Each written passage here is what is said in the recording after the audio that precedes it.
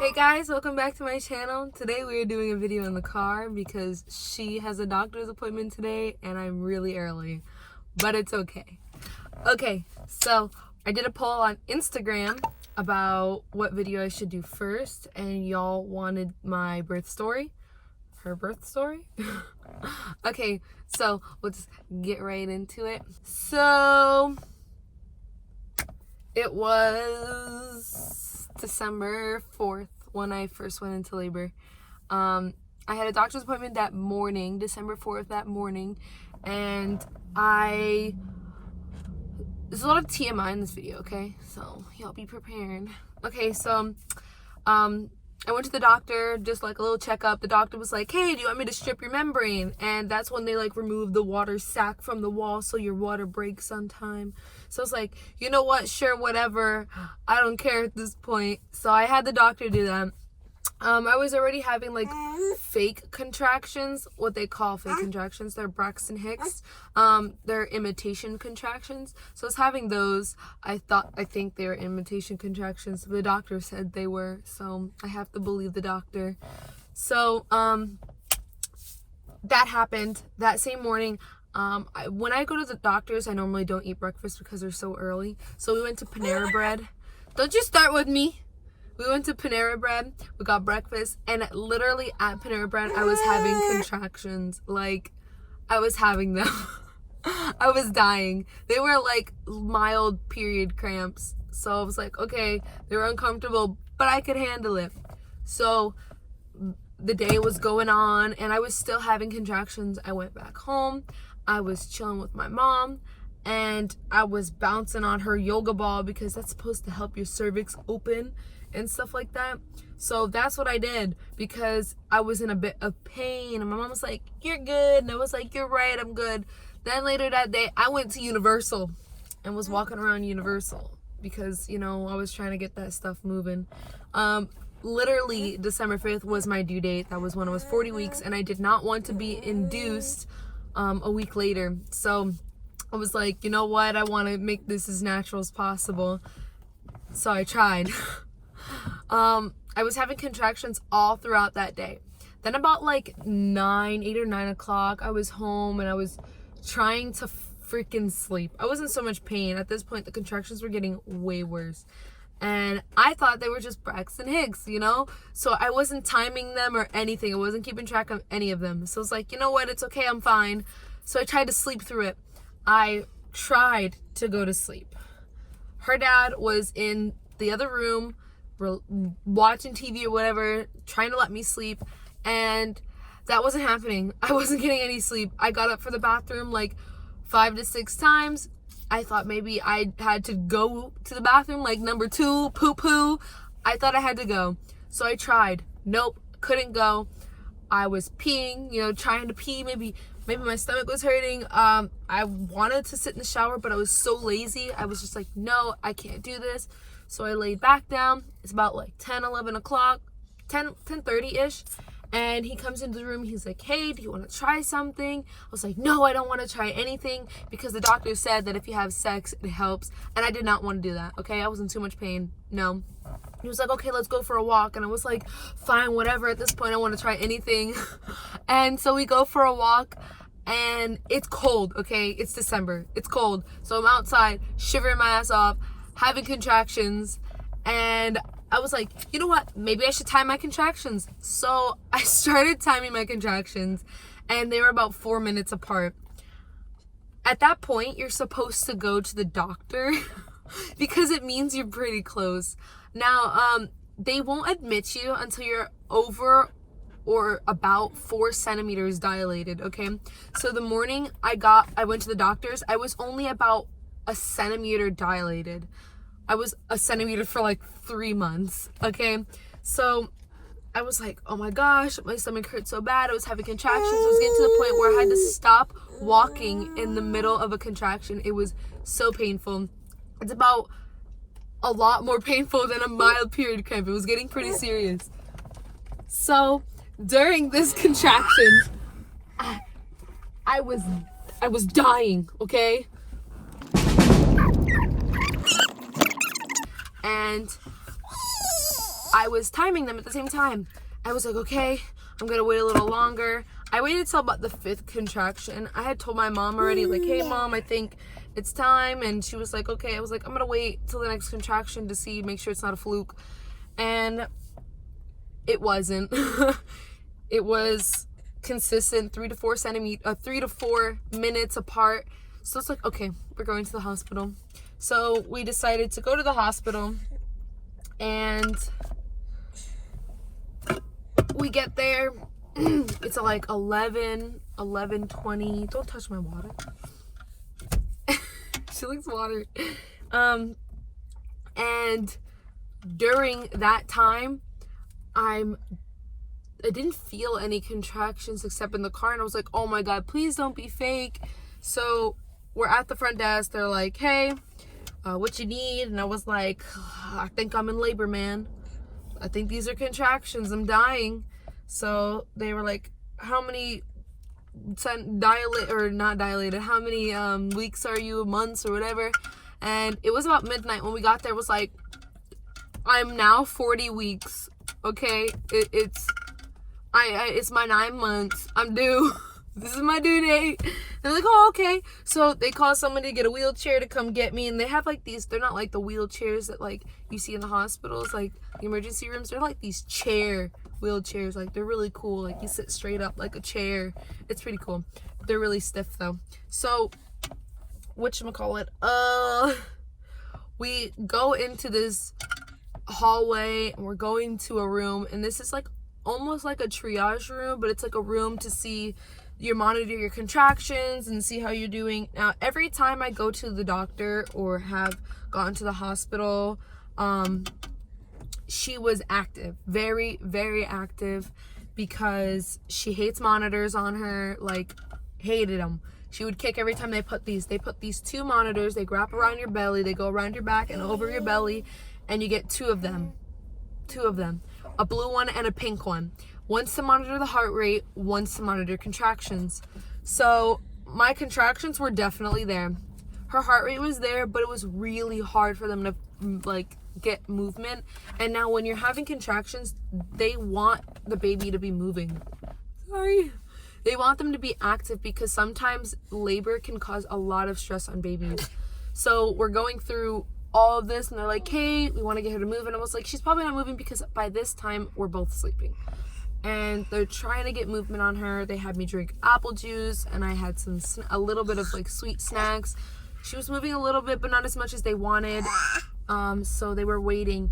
They talked to the doctor, and they were like, they checked my cervix to see how dilated. I was about 3 centimeters dilated. When they checked me when I first came in, that was at like 12:30, and then at like 1 a.m. I was admitted into the hospital. They said, we're gonna keep you because you're already 40 weeks. And they checked again, and I was 4 centimeters dilated, almost 5 centimeters dilated, and she was 70% effaced. So that means she's lowered into my cervical canal and ready to come out. Now, when they're 100% effaced, that means they coming out. Oh, something in my eye. So we are waiting for everything to go on. They bring us to a room. They finally bring me to a room, get me all set up in a room, monitors and everything, and I'm in pain. Girl, I'm in pain. They had asked me if I wanted epidural or any, and I was like, no, I want it natural. I don't want epidural. Want none of that, okay? So they were like, okay, you got it. You don't want that? No problem. If you change your mind, let me know. And I was like, okay. And I'm in the room, and we're both exhausted. We're tired because we've been up literally all night, all day, all night. And now we're at a hospital waiting for a baby. And girls, it's crazy, okay? I didn't realize how much pain it is, but it's amazing. Like, it's a feeling I wouldn't trade for the world, okay? It's beautiful. Don't discourage yourself. Don't let me discourage you. It's beautiful, okay? I finally was like, listen, I need some pain meds. I want to sleep before this baby comes. So the doctor gives me the nurse gives me an IV medication, and it's a pain reliever. Now, this is how she describes it. She says you get 3 doses of it. The first dose, it works so well. The second dose, the third dose, you won't even realize you took any. It doesn't work. So I was like, listen, it's worth it. Give it to me now. And so they gave it to me. I instantly felt relief. I was able to sleep for about 30 minutes to an hour. We both got sleep. Her dad was sleeping a lot longer. Don't touch! Her dad was sleeping a lot longer, which is okay because I wanted him to be more alert when it came to my pain. And I was knocked out. Sleeping good, so good. Then I woke up and I was like, oh God, they're coming back. The nurse comes in to check on me and I'm like, oh, they're coming back. And she was like, do you want to bounce on the ball? I was like, yes. Can I get some ice, please? So she brings me, listen, hospital ice chips are the best chips of ice ever, okay? I delivered at Winter Park Memorial Hospital. Best experience by far. I'm sorry. Best experience ever. I do not like Winnie Palmer. Okay? I don't at all. Winter Park Memorial Hospital, I give them kudos. They're the best staff, okay? They were so nice. Everyone I met in that hospital was so nice. So during my stay, it was great. It was really great. And the nurses were so nice. My nurses were great. And while I was in the hospital, they brought me a birthing ball. They brought me ice chips. The nurse gave me a massage for my back. I was in heaven for as long as I could be. And during the contractions, it was crazy. Okay, crazy. I was bouncing on the ball, and on TV was Friends, and I was trying to watch Friends while I was contracting. I started getting a lot more vocal. I was yelling. It was pain. It felt like relieving a little bit of noise. It felt like it was kind of relieving the contractions. I got to the point where I woke her dad up, and he came to help support me in my contractions, and they were just getting so bad. Now, for all the guys out there expecting babies, do not feel helpless. Please do not feel hated. Do not feel like you're being pushed away. For me, my mom comforted me most during my labor. And I know for some men, they feel pretty useless, or they feel like they're not doing enough during that time. And in all honesty, don't feel that way, because it's just something that women choose. If they choose for you to be their support, then they choose you. But if they don't, do not feel like you're not doing something right, or that they hate you, or you know, don't feel left out, because don't make it about you. This is about your woman and your baby, okay? You need your woman to be comfortable. If somebody else can comfort her better than you when it comes to this, that's okay. And more than likely, it's her parents, okay? My mom comforted me, okay? A lot better than anybody. And I needed that comfort because I got really sick during my labor. I threw up about 2 times. I dry heaved once. And it was bad. I hyperventilated. I had to be put on oxygen. They kept flip-flopping me around because they couldn't get a reading on the baby's heart rate. And they were getting worried. They checked multiple times my dilation, and I was still about 6 centimeters dilated. I ended up getting stuck at 7 centimeters. I did not progress any further after 7 centimeters. And it sucked. It really did, because they kept checking, and them putting their fingers in there was really uncomfortable for me and really fucking painful, like really bad. And they broke my water for me to see if that'll progress it. It didn't work. They gave me Pitocin. It didn't work. Nothing was working for me. The baby was becoming more and more stressed. I was becoming more and more stressed. It was hard.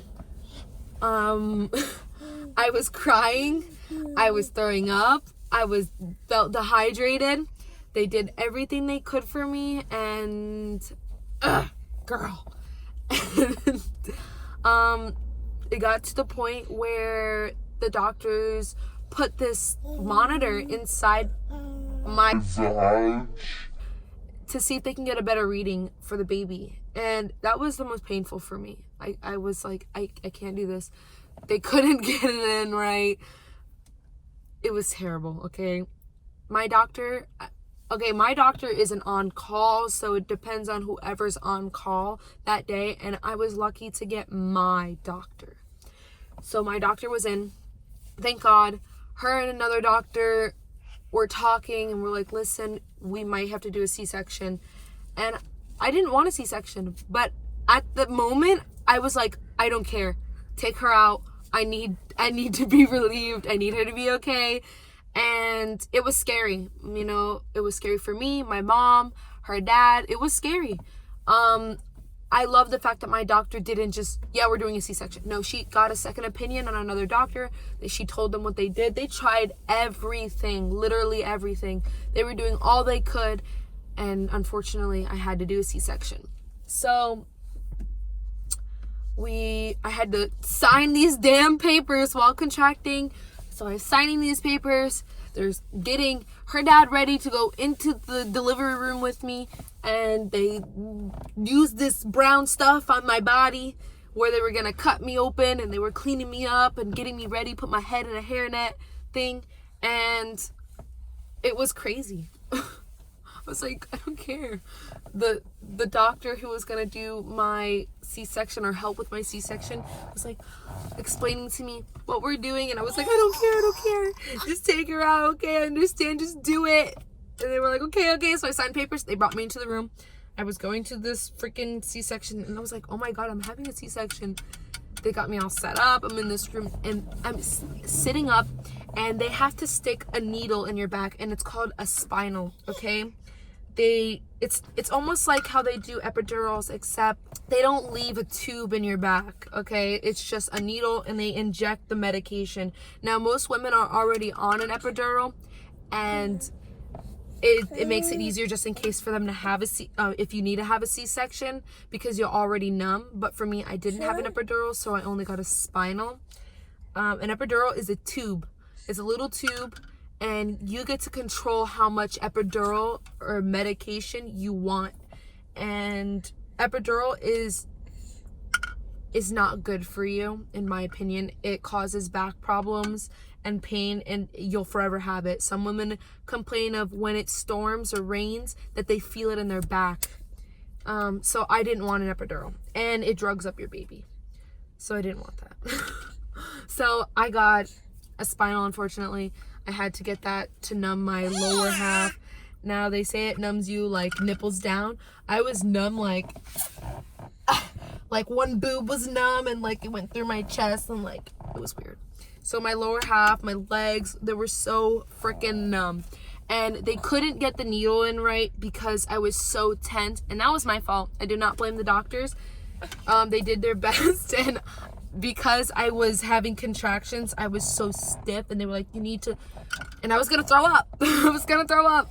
So they finally got it in. I got cut open, and my baby was delivered. She was placed in a NICU for about an hour because her body temperature was really low.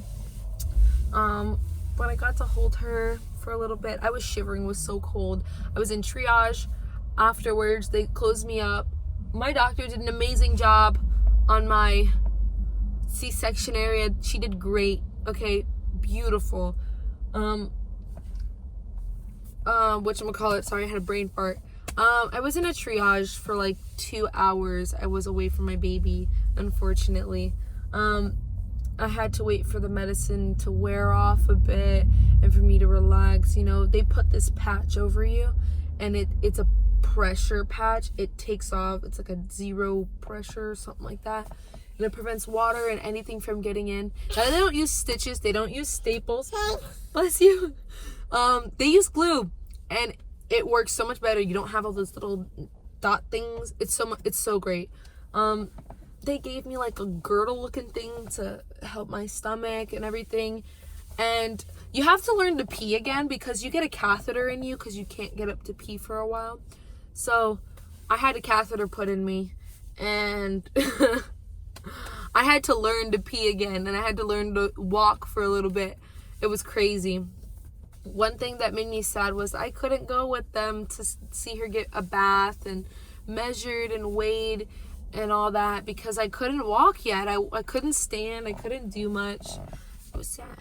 But overall, it was great. And birth is beautiful and painful. And it's an overall great experience for me. And I love this little human. Motherhood is difficult. Parenthood overall is difficult. But it's beautiful and it's a really great learning experience. And I honestly wouldn't trade it for the world. I hope you guys love this video. Before I go, I have a brand called Beyond Beanie. It's not my brand, sorry. I represent this brand. It's called Beyond Beanie. Every item on their website sold for, say, a beanie. One beanie sold is 5 meals for a child in Bolivia. One bracelet is, I believe, books and notebooks and pencils. Shirts and bags go for school uniforms.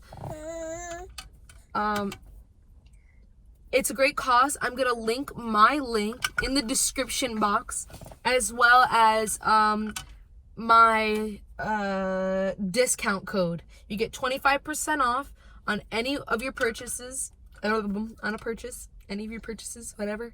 I will link that in the description box. Don't forget to like and subscribe and hit the little bell thing that lets you know when I post stuff. Thanks for watching, guys. I love you. Say bye. Say bye. Bye.